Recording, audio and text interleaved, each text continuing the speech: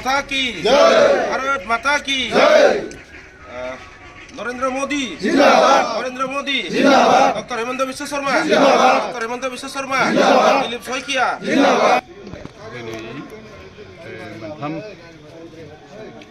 मोनथाम गामि लुंथुम बापारा बे नाराबारि गामिनिफ्राय गासै 30 जनसो मानसिफ्रा जोंनि दलखौ मोजां मोननानै बा बिजेपि दलखौ मोजां मोननानै आरो जोंनि समाज सिबियारि मनरन्जन ब्रह्म सारखौ मोजां मोननानै बिथांमोना गोसो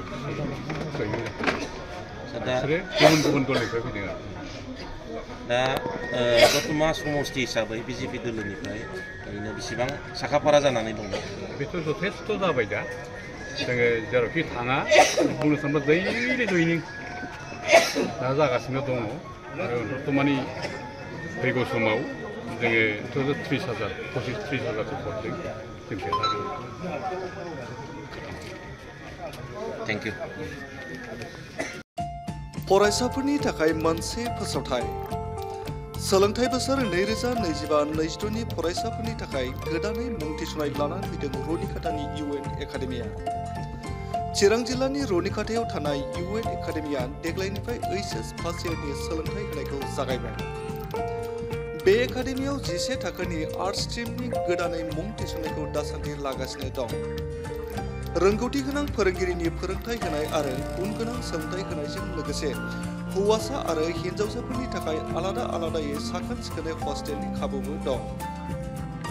गोसो गोनां फरायसाफ्रा रुनिकाटानि UN एकाडेमियाव 11 थाखोनि थाखाय मुं थिसनोब्ला दानिफ्रायनो मुं थिसननाय बिलाइखौ लानानै मुं थिसननो हासिगोन आरो बे एकाडेमियाव मुं थिसननायनि बागै आबुं बाथ्राखौ मिथिनोब्ला नैबे मबाइल नाम्बार 9706177397 नङाब्ला 9101444619 आव थोंजोङै फोनांजाब खालामनो हागोन।